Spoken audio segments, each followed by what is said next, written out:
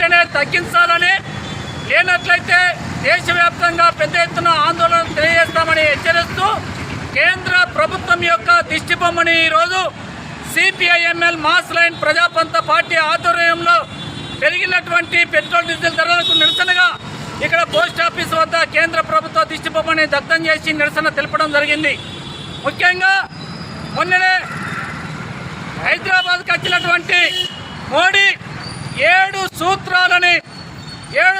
సూత్రాలని పాటించి పొదుపును పాటించాలని చెప్పి ఆయనని కొన్ని సూత్రాలని చెప్పడం జరుగుతుంది. ఆ మోడీకి మేము ప్రశ్నిస్తున్నాం, అయ్యా నీ యొక్క ప్రభుత్వ యొక్క వైఫల్యం మూలంగానే, మీ నిర్ణయాల తప్పుడు మూలంగానే ఈరోజు పెట్రోల్ డీజిల్ ధరలు పెరిగినాయి, లేకపోతే పెరిగేటి కావు అని చెప్పి. ఎందుకంటే మొన్న జరిగినటువంటి యుద్ధం మూలంగానే ఈరోజు ధరలు పెరిగినాయని నువ్వు చెప్తున్నావు. కానీ ఆ రోజు యుద్ధం జరుగుతుంటే, యుద్ధం జరిగే సమయంలో ఈరోజు నువ్వు ఏదైతే చెప్పినావో ఆ రోజు ఇదేం కనిపించలే. ఆర్భాటాలు, ర్యాలీలు, పెద్ద ఎత్తున సమీకరణలు ఇవన్నీ పెద్ద ఎత్తున జరిగినాయి. ఆ రోజు ఇవేం పాటించలే నువ్వు.